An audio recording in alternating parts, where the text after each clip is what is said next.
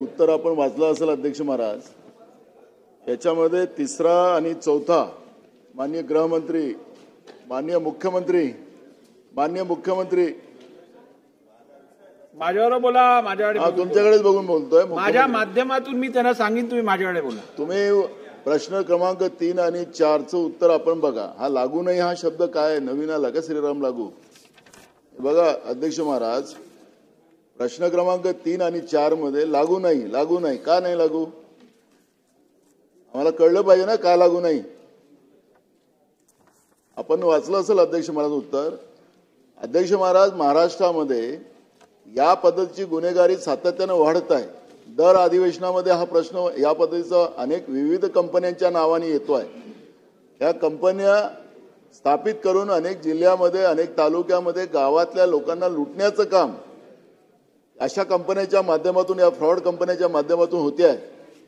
अध्यक्ष महाराज, हे सगळं चालत असताना आम्ही कायदा करतोय, कायदा आम्ही त्यांना सोडणार नाही वगैरे वगैरे मोठे मोठे आश्वासन आपल्याला या सभागृहात मिळतात। अध्यक्ष महाराज, मला या प्रश्नाच्या माध्यमातून एवढंच तुमच्या माध्यमातून सरकारला प्रश्न करायचा अध्यक्ष महाराज, की महाराष्ट्रामध्ये अशा चिटफंड ज्या कंपन्या आहेत, या कंपन्याला कधी ब्रेक लागणार की नाही?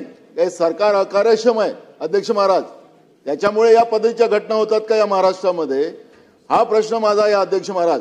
नुसता एक ही जी कंपनी आहे अध्यक्ष महाराज, सिस्का एलईडी कंपनी, अशा अनेक कंपन्या महाराष्ट्रामध्ये विविध नावांनी आहेत अध्यक्ष महाराज। तुमच्या मुंबई शहरात अध्यक्ष महाराज, तुमच्या मतदारसंघात अध्यक्ष महाराज लुटलं जातं अध्यक्ष महाराज। गृहमंत्र्यांनी, राज्याच्या मुख्यमंत्र्यांनी याच्यावरचं नेमकं काय सोल्युशन आहे आणि सरकार त्याच्यामध्ये काय भूमिका घेणार आहे, आणि हे लागू नाही हा काय उत्तराचं नवीन पद्धत आणली आहे त्याच्याबद्दलचं आम्हाला स्पष्टीकरण द्यावं। अध्यक्ष महोदय, नाना भाऊ काल दिल्लीला होते, त्याच्यामुळे याचा नीट अभ्यास त्यांचा झाला नाही। प्रश्नात जरी सिस्का एलईडी आणि ती दुसरी कंपनी याचा उल्लेख असला तरी प्रत्यक्ष घटनेत त्यांचा दोघांचा काही संबंधच नाहीये। ही दोन लोकांची एकाने दुसऱ्याला फसवल्याची फक्त तक्रार आहे, आणि त्या तक्रारीमध्ये आताची परिस्थिती अशी आहे की त्याच्यावर कारवाई तर आपण केलीच आहे, पण त्यांनी यांचे पैसे परत देण्याचं कबूल केलेलं आहे। यांनी आता मला तक्रार पुढे जायची नाही असंही सांगितलेलं आहे। तथापि आता एकदा आपण FIR नोंदवला की आपण आपली कारवाई पूर्ण करतो, तिथपुरतच ही मर्यादित आहे। बाकी हे अनेक वेळा काय होतं की पेपरमध्ये एखादी बातमी येते, त्या बातमीच्या आधारावर प्रश्न तयार होतात।